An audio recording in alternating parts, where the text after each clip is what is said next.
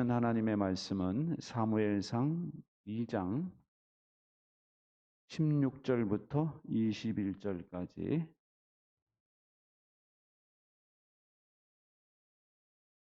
구약성경 사무엘상 2장 16절부터 21절.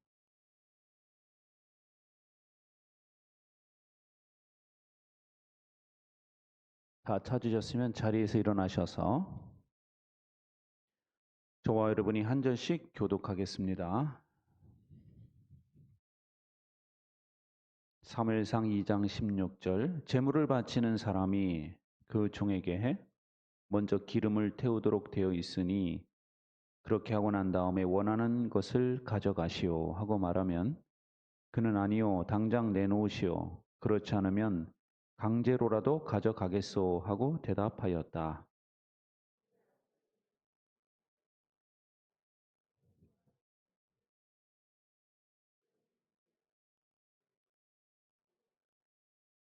한편 어린 사무엘은 모시의 옷을 입고 주님을 섬겼다.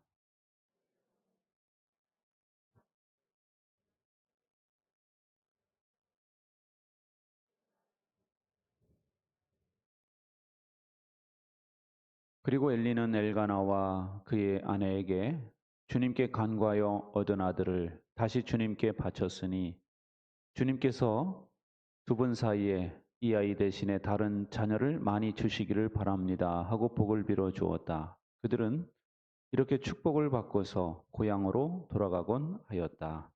주님께서 한나를 돌보아 주셔서 한나는 임신하여 아들 셋과 딸 둘을 더 낳았다. 어린 사무엘도 주님 앞에서 잘 자랐다. 아멘. 자리에 앉으세요.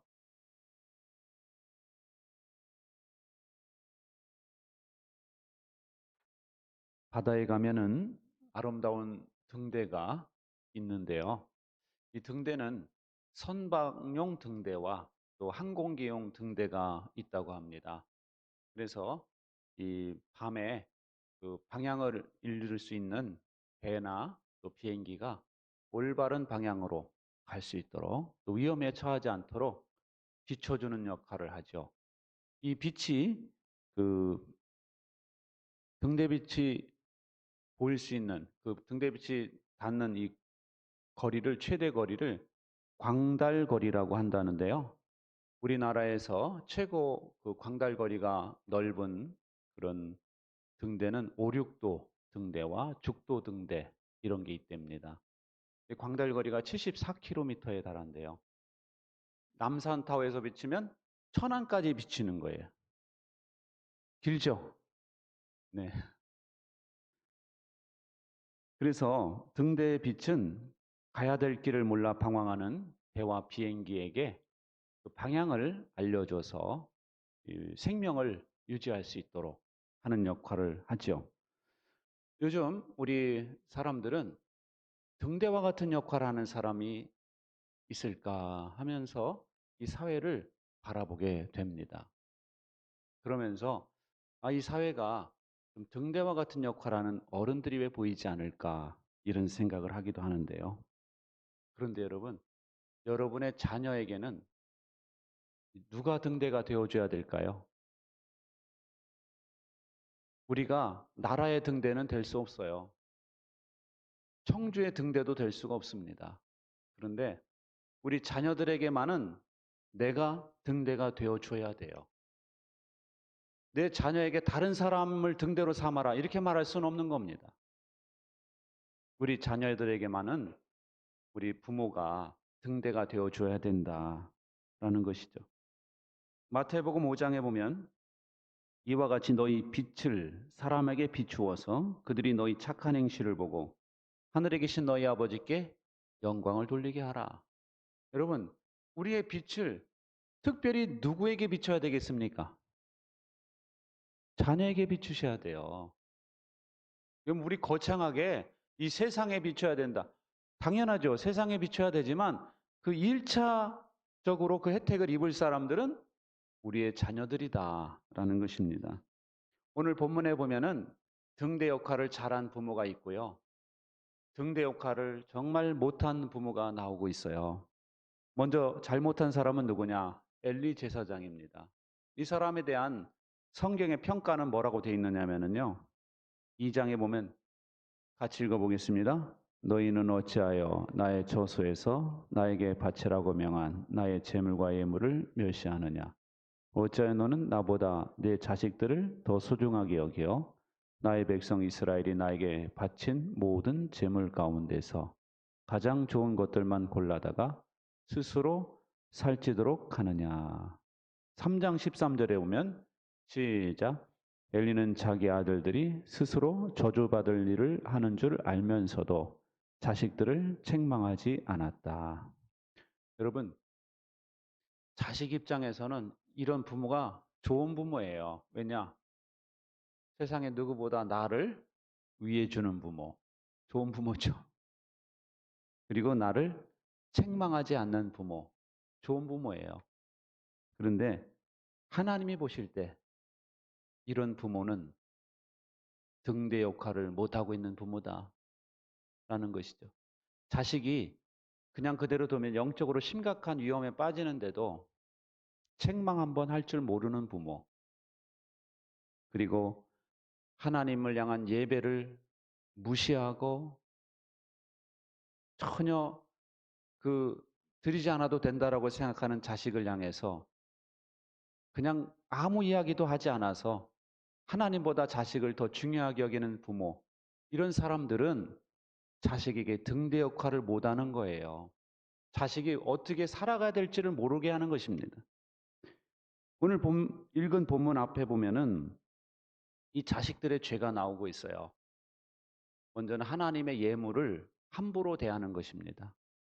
당시에 그 재물을 갖고 오잖아요. 속죄 재물이나 무슨 뭐 속건제나 재물을 갖고 오면은 먼저 이것을 그 하나님 앞에 그 이제 뭐 짐승을 죽이고 털을 뽑고 해체 작업을 해가지고 하나님 앞에 뭘 드려야 되느냐면 기름기를 떼서 드리는 거예요. 그러니까 하나님께서는 살코기를 나에게 가져와라 이러지 않으셨어요. 기름기 있죠? 비계 덩어리 하나님 앞에 먼저 태워서 바쳐야 돼요. 그리고 남은 고기는 재물을 갖고 온 사람과 재물을 집례한 제사장이 삶아서 먹어야 돼요. 삶아서. 이게 율법의 규정이에요. 그런데 이 엘리의 두 아들들은 어떻게 했느냐? 하나님께 기름을 바치기도 전에 종을 통해서 그 고기 갖고 오라는 거예요. 자기한테. 갖고 와가지고 구워 먹겠다는 겁니다. 그러니까 이 사람들은 하나님께 바치기도 전에 중간에서 자기들이 하나님의 재물을 훔치는 거예요. 이해가죠? 이게 얼마나 심각한 죄인가. 그리고 엘리 아들들의 또 다른 죄는 성전에서 봉사하는 여인들과 동침한 죄예요. 여러분, 다른 사람도 아니고 성전에 봉사하는 사람들, 다른 곳도 아니고 성전 안에서 그런 일을 벌이고 있다. 하나님의 그 임재가 있는 그곳에서 이런 일을 저지르는데 이 아들들의 마음속에는 죄책감도 없는 거예요. 근데요, 당시에 그 가나안 그 사람들의 그 이방 신전에서는 여자 창녀들이 있었어요. 그래서 그것이 종교 의식이었습니다. 여자 창녀들과 이 동침하는 게 종교 의식이었어요. 그러니까 이 이방 그 우상 단지들에서 행해지는 그 종교 의식이 이 교회까지 이렇게 영향을 받아 가지고 교회 안에서도 그 짓을 하고 있는 거예요, 지금. 여러분, 이처럼 자식들의 영적인 상태가 심각했는데 엘리 제사장은 그들을 책망하지 않았다는 거예요. 책망을 한번 하긴 해요. 근데 그래서 되겠냐? 이 정도예요. 그리고 엘리는 자식들의 영적인 상태에 대해서 너무 무관심했어요. 자식들이 그런 죄를 지면은 눈으로 볼 거 아닙니까? 가장 가까이에서. 근데 뭐라고 말하느냐면 백성들로부터 소문이 안 좋다 이 얘기를 해요. 이 제사장의 아버지가 직접 보고 이야기하는 게 아니라 야, 사람들한테 이런 이야기가 들려. 이런 얘기를 하고 있단 말이에요, 지금. 그러니까 이 엘리가 얼마나 자녀의 교육에 무관심했는가라는 걸 알 수 있는 것이죠. 여러분, 이런 엘리의 자세는 왜 그럴까 하면은요, 이 사람은 영적으로 둔감했어요. 그래서 한나가 기도할 때도 술 취한 여자라고 생각을 했거든요. 여러분들이 영적으로 둔감하시면 안 돼요. 영적으로 좀 민감할 줄 아셔야 되거든요. 그리고 하나님에 대해서나 예배에 대해서 아무 열정이 없는 사람이었어요. 하나님을 섬기는 일에 관심도 없고 그저 형식적으로 일을 하고 있었다라는 것입니다. 아버지가 그러니까 이 자녀들에게 안 좋은 영향을 끼쳐서 이 자녀들이 영적으로 심각한 상태에 빠지게 되었다라는 것이죠. 그래서 이 가문은 아주 그냥 하나님께서 저주를 내리셔가지고 남자들은 그냥 싹 죽어버려요. 전쟁터에서 죽고 이렇게 저렇게 다 죽어가지고 이 가문이 대가 딱 끊겨버립니다. 반면 자녀에게 등대와 같은 역할을 한 사람이 나와요. 19절에 보면 한나인데요. 한나가 사무엘에게 어떻게 대했는지 이것이 나옵니다. 시작. 사무엘의 어머니는 해마다 남편과 함께 매년 제사를 드리러 성소로 올라가곤 하였다. 그때마다 그는 아들에게 작은 겉옷을 만들어서 가져다 주었다. 여러분, 한나는 간절히 기도해서 아들을 낳았죠.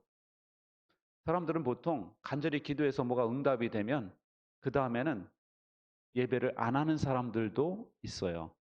그런데 한나는 자기 소원이 성취됐다고 해서 예배를 그만둔 것이 아니라 매년 제사를 드리러 꼭 그 먼 거리를 가서 예배를 드리고 오는 거예요.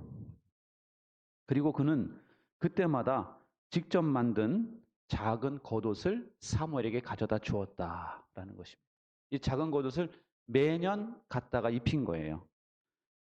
여러분, 이것은 사무엘에 대한 한나의 지속적인 관심을 보여주는 겁니다.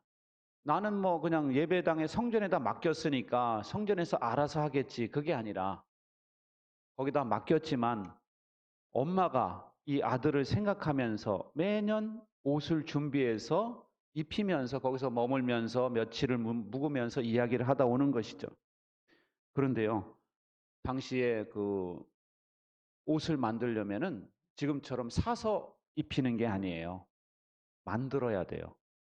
옷의 재료를 갖다가 건조시켜 가지고 이걸 준비를 해 가지고 또 이렇게 직조 막 우리 옛날 뭐 이런 거 하잖아요. 막 이거 옷 만드는 거.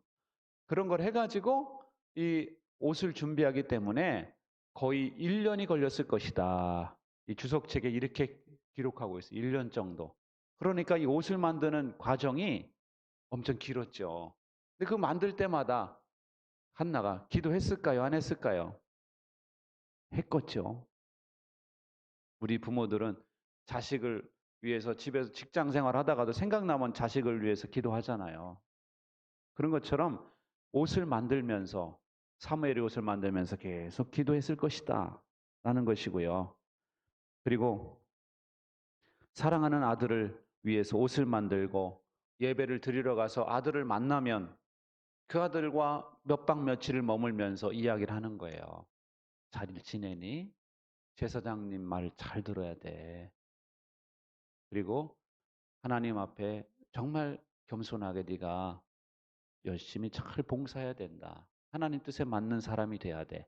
하면서 엄마는 이 아들을 위로하고 격려했을 것이다. 라고 봅니다. 그래서 이 작은 겉옷에 담겨 있었을 정성과 기도와 눈물과 사랑을 생각해 보면은 사무엘이 이 어머니의 간절한 눈물과 눈물의 기도와 정성으로 그렇게 훌륭하게 되었다라는 걸 알 수가 있는 것이죠. 여러분, 우리는 모두 한나와 같은 모범적인 부모들이 되시기 바랍니다. 한나가 매년 제사를 통해서 사무엘에게 결정적인 영향을 준 거예요. 매년 옷을 해가면서, 왜냐면 몸이 계속 크니까 매년 옷이 달라져. 매년 준비해서 가면서 또 만남을 통해서 결정적인 영향을 준 것처럼 우리 부모들은요, 매년 여러분 자녀들과 함께 이 예배를 나오면 매년 매주 예배를 통해서 자녀들에게 결정적인 영향을 줄 수 있어요. 하나님의 위로를 받게 하고 하나님의 격려를 받게 해서 우리 자녀들에게 좋은 영향을 줄 수 있다라는 것이죠.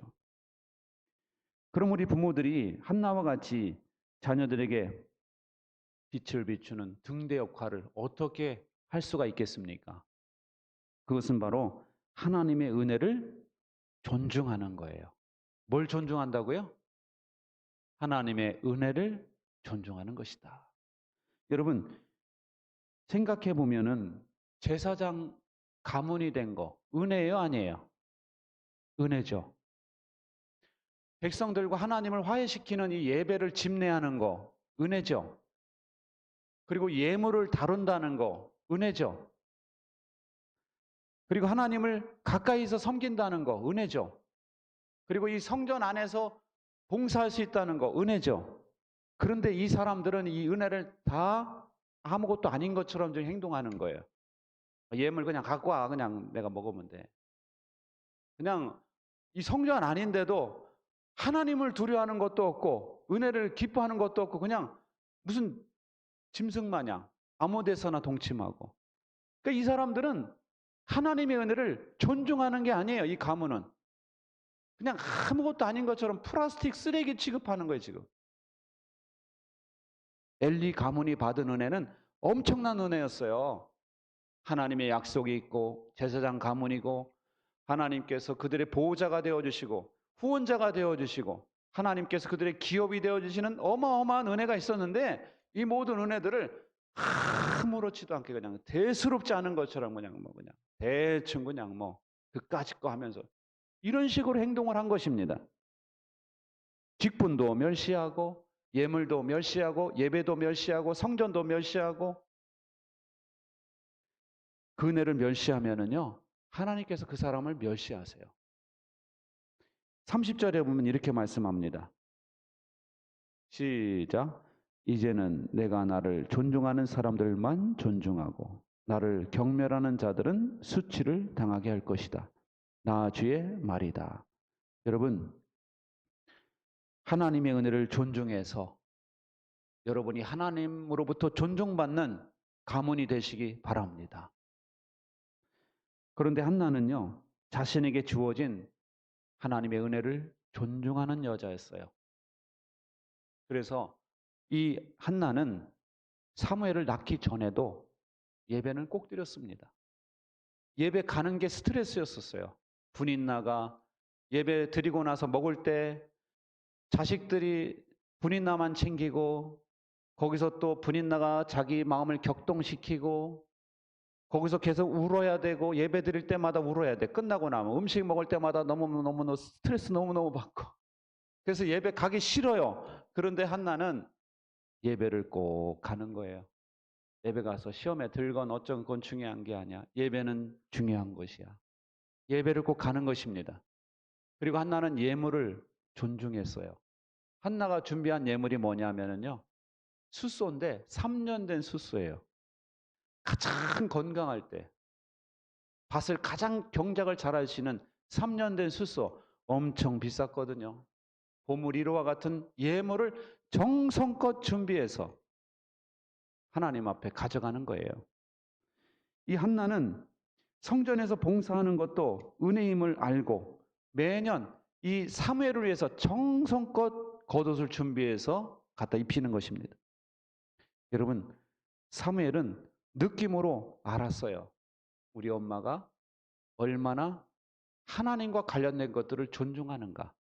예배를 존중하고 예물을 존중하고 제사장을 존중하고 성전을 귀하게 여기고 하나님을 귀하게 여기고 이런 걸 다 이 사무엘은 느낌적으로 느끼는 거예요. 표현이 좀 그렇지만 느낌적으로 다 아는 거예요.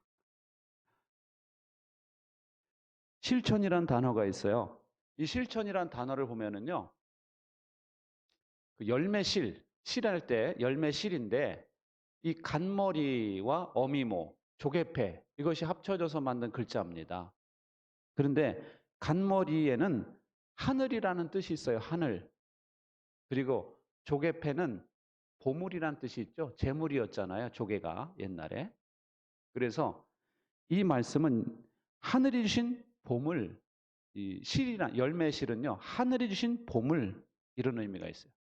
예를 들면 쌀 한 톨, 자식 하나. 이거 하늘이 주신 보물이잖아요.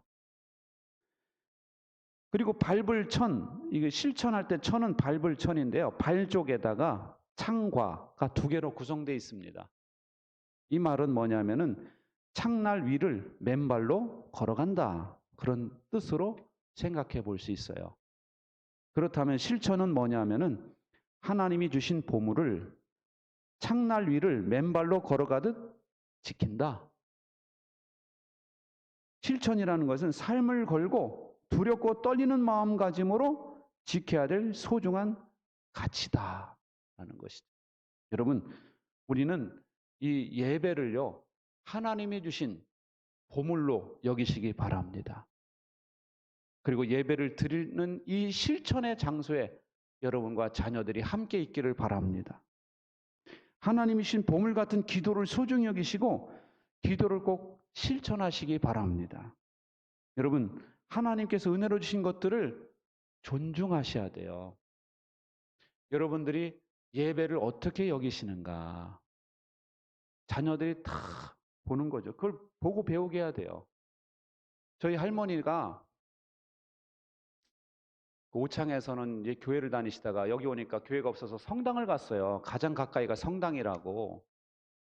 그런데 이 할머니는 꼭 처음으로 열매 맺힌 감, 호박 꼭 챙겨가다가 우리한테 주는 게 아니라 신부님한테 가져가는 거예요. 그리고 우리 할머니는 꼭 예배를 준비를 엄청 정성껏 합니다. 깨끗하게 머리부터 다 감고 준비 싹 해가지고 절대 안 늦게 항상 일찍 가요. 그리고 우리 할머니는 오후 3시만 되면 방석 갖다 놓고 마루에다가 방석 깔아놓고 우리 자녀들, 저희를 위해서 1시간, 30분에서 1시간을 기도해. 제가 어려가지고 할머니 머리끄댕이 막 땡기면서 엿사 내라, 돈 내라 기도하는 할머니를 보고 그랬거든요, 제가. 제가 아주 참 못된 놈이었어요. 근데 할머니는 그래도 기도를 계속 하시는 거예요. 근데 그 모습이 선명하게 남아 있어요. 여러분, 이 하나님의 은혜를 존중히 여기는 모습을 여러분이 보이시기 바랍니다. 예배를 위해서 정성껏 준비하는 우리 부모, 또 예물을 정성껏 준비하는 부모님, 하나님과 관련된 모든 것들을 아주 존중하는 그런 모습을 여러분들이 자녀에게 보이셔야 돼요. 그럴 때 여러분의 가문이 축복의 가문이 될 줄로 믿습니다. 그렇게 되기 위해서는요, 내가 먼저 모범이 되는 것이 중요해요. 엘리 제사장은 모범이 되지 못했어요. 자기가 먼저 영적으로 너무 둔감해서 기도하는 사람도 못 알아보고 술 취한 줄 알 정도였으니 얼마나 본인의 이게 영적인 감각이 없는 거예요.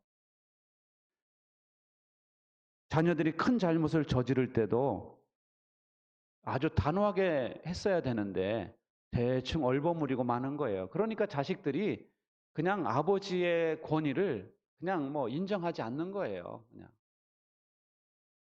반면 한나는요, 사무엘에게 영적인 모범을 보였어요. 기도하는 모범을 보였죠. 예물을 드리는 모습을 통해서 보이죠. 그리고 한나가 서원을 지켜서 자기를 혼자 떨어뜨려 가지고 성전에 있게 하는 그 어머니. 그러니까 하나님께 한 약속이 얼마나 두려운 것인가라는 걸 온몸으로 보여준 사람이 어머니다. 사무엘은 그걸 온몸으로 느낄 수밖에 없었던 것입니다. 구남일녀를 둔 목사님이 있었는데요. 이 목사님은 구남일녀 10남매를 자녀로 두었던 거예요. 그런데 이 목사님은 자녀들이 새벽 기도에 안 나오잖아요. 새벽 기도를 가자고 막 깨우잖아요. 근데 애들이 안 일어나잖아요. 그럼 찬물을 바가지에 떠가지고 쫙 뿌렸다는 거예요. 얼굴에다가. 요즘 아마 그러면 애들이 아마 난리가 날 겁니다, 아마. 그런데 그 당시는 자녀들이 착했잖아요. 그러니까 그 생쥐 같은 얼굴을 하면서도 새벽기도 오는 거예요. 근데 그때마다 아버지가 한 얘기가 있었대요. 뭐냐면은 한 사람만 껴 있으면 되는 거야. 니들이 그 한 사람이 되라 이거예요. 니들이 그 한 사람이 되라. 한 사람만 껴 있으면 돼. 하면서 이 자녀들을 새벽 기도에 그렇게 오게 했다는 것입니다. 지금은요, 이 10자녀가 다 목사, 선교사, 사모가 돼가지고 사람들을 깨우는 일을 하고 있다는 거죠. 여러분, 고 박병옥 목사님의 실화예요. 근데요, 정말 그래요. 여러분 집안에서 배우자가 아직 신앙이 없다든가 자녀들이 신앙이 그렇다든가 하면은요, 낙심하지 마시고 여러분 한 사람이 깨어 있으시기 바랍니다. 여러분 먼저 새벽 기도 오세요. 그리고 남편을 위해서 기도하세요. 자녀를 위해서 기도하세요. 간절히 한나처럼 기도하실 때 하나님께서 여러분의 기도를 들으실 줄 믿습니다. 그리고요, 모범을 보이는 것은 대화할 때도 모범을 보이시기 바랍니다. 뭐 할 때요? 대화할 때. 저도 완벽한 아버지인 줄 알았거든요. 근데 애들하고 대화해 보니까 상처가 많더라고, 애들이. 예를 들면 우리 아들이 한 번은 그런 얘기를 하더라고. 자기가 열심히 해서 한 건데 아버지는 하나님께 영광을 돌리라고 한다는 거예요, 말을. 자기가 열심히 해서 한 건데, 그리고 자기가 열심히 해서 한 건데 하나님이 하셨다고 그러더라는 거예요. 제가 그 말을 듣는데, 아, 그렇구나. 얘는 그게 상처가 됐겠구나. 자기가 인정받고 싶은데 아버지한테 너 참 잘했다, 훌륭하다 이렇게 인정을 해줬어야 되는데 다 하나님께 영광을 돌리라니까 자기는 아무것도 아닌 거예요, 이게. 제가 미안하다고 그랬습니다. 그리고 이제부터는 잘하는 걸 이제 제가 얘기를 하는 거예요. 우리 아들이 잘하는 거. 그리고 이 텔레비전 같은 데 사연 나오는 거 보면은 말한 사람은 모르는데 그 듣는 사람들에게는 상처가 많이 있어요. 우리 집에서 누가 말을 많이 합니까? 어릴 적에. 여러분이 말을 많이 하잖아요. 부모들이. 우리 자녀들은 들어야 되잖아요. 상처가 많아요. 생각보다. 그러니까 여러분, 우리 자녀들하고 한번 깊이 대화를 나눠보시기 바랍니다. 왜 아멘을 안 하세요? 아시겠죠? 네. 이야기를 한번 속 깊은 얘기를 해보세요. 교회와 이런 얘기 하기 전에 똑바로 예배드려 뭐 이런 잔소리 하지 마세요. 잔소리 하지 마시고 한번 깊이 대화를 한번 나눠보세요. 그럼 내가 그때 나는 생각지도 못했는데 얘는 그 말이 상처가 됐구나. 이런 것들이 의외로 많아요. 사과하시고 그리고 미안하다고 그러고 앞으로 내가 노력할게 하면서 이야기를 해주세요. 아시겠죠? 그리고 교회 나오라고 그럴 때는 이렇게 말하는 거예요. 너 교회 꼭 나와야 돼. 뭐 이런 얘기 하지 마시고 나는 네가 교회 와서 내 옆에 앉아서 예배드리면 너무너무 기분이 좋을 것 같아. 나는 자랑스럽게 느껴질 것 같다. 이런 좀 오글거리는 이런 표현을 해가지고 우리 아이메시지 나는 느낌이 이럴 것 같다. 나에 대한 얘기를 해야지 와서 스마트폰 하지 말고 똑바로 예배드려 알았지 뭐 이런 얘기는 해봐야 아무런 영향가가 없어요. 애들이 듣고 싶지도 않고 해봐야 부작용만 납니다. 그러니까 나는 네가 옆에 앉아서 나하고 예배드리면 엄마가 어깨가 탁 펼쳐질 것 같다. 자랑스럽게 느껴지고 그리고 사람들이 보기에도 내가 얼마나 자랑스럽게 느껴질 것 같아. 이런 식으로 얘기를 해보세요. 아시겠죠? 할렐루야. 예. 그래서 몇 달 후에는 여러분 옆에 자녀들과 함께 예배드리는 역사가 있기를 바랍니다. 그런 은혜가 있기를 바랍니다. 여러분, 내가 세상의 등대까지는 아니더라도 자녀들에게는 등대가 되어 주셔야 돼요. 우리 어머니는 이런 분이셨다. 우리 아버지는 이런 분이셨다. 이 자녀들이 할 얘기가 있어야 되는 겁니다. 그렇지 않으면 우리 자녀들이 어디로 가야 될지를 모르는 거예요.